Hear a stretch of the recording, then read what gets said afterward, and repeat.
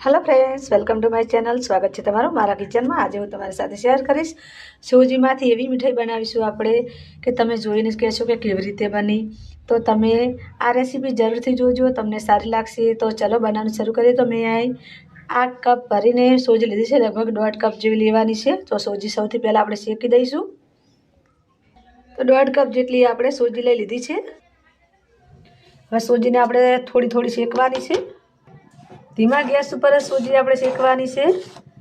Friends, તમારા ઘરે જો મહેમાન આવે અને તમારી જોડે કોઈ મીઠાઈ બનાવવાની કે કોઈ હોય નહીં, તો તમે આ મીઠાઈ જરૂર બનાવીને મહેમાનોને પરોસી શકો છો। ઓછા ખર્ચામાં સહેલાઈથી આ મીઠાઈ બનીને તૈયાર થઈ જશે। ફ્રેન્ડ્સ, એક દિવસ જરૂર ટ્રાય કરજો। તો સોજી આપણી ફ્રેન્ડ્સ શેકાઈ ગઈ છે। તો હવે આપણે ગેસ બંધ કરી દઈશું। 1 કપ જેટલી આપણે ખાંડ લઈ લઈશું અને 1/2 કપ જેટલું પાણી લઈશું અને ચાસણી તૈયાર કરીશું।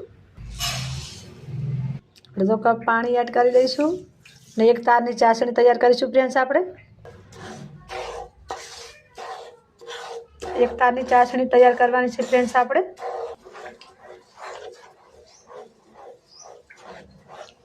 આવી રીતે ચલાવતા જઈશું ને આપણે ખાંડને ઓગાળી દઈશું સરસ। તો ચાસણી તૈયાર થઈ ગઈ છે। ફ્રેન્ડ્સ, આપણે હું તમને બતાવી દઉં, 1 તારવાળી જ બનાવવાની છે। આ રીતની ચાસણી કરવાની છે। પ્લસ આપણે 1 તાર બની રહ્યો છે ને આ રીતની હવે ચાસણી બની ગઈ છે। થોડો આપણે ફ્રૂટ કલર એડ કરીશું। મેં ગ્રીન કલર લીધો છે, તમારે જે લેવો લઈ શકો છો। થોડો ઇલાયચી પાવડર એડ કરી દઈએ। હવે મિક્સ કરી દઈએ। હવે જે આપણે સોજી શેકીને મૂકી છે એ આમાં એડ કરી દઈએ। હવે મિક્સ કરી દઈએ સરસ। તો મીઠાઈ આપણી તૈયાર થઈ ગઈ છે। તો હવે આને આપણે સેટ થવા માટે મૂકી દઈશું। મેં અહીંયા 1 પ્લેટ લીધી છે, એમાં થોડું આપણે તેલ લગાવી લીધું છે, આમાં આપણે સેટ કરીશું। મીઠાઈ આપણે સેટ થવા મૂકી દીધી છે। ઉપરથી આપણે થોડી કાજુ અને બદામની કતરણ એડ કરી દઈશું।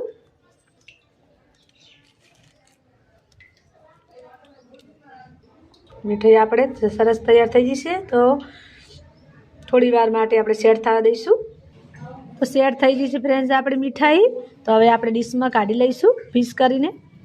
તો તૈયાર થઈ ગઈ છે ફ્રેન્ડ્સ આપણી મીઠાઈ। તમે જોઈ શકો છો કેટલી સરસ બની ગઈ છે અને કેટલી ટેસ્ટી પણ બની છે। એક દિવસ તમે આ મીઠાઈ ઘરે બનાવી જોજો, પણ તમને પણ લાગશે બહુ ટેસ્ટી બને છે। તો તમને મારી આ રેસીપી પસંદ આવી તો લાઈક કરજો, શેર કરજો, સબસ્ક્રાઈબ કરજો, કોમેન્ટમાં જરૂરથી બતાવજો તમને રેસીપી કેવી લાગી। તો ફરી મળીશું એક નવી જ રેસીપી સાથે। ત્યાં સુધી આવજો। જય શ્રી કૃષ્ણ।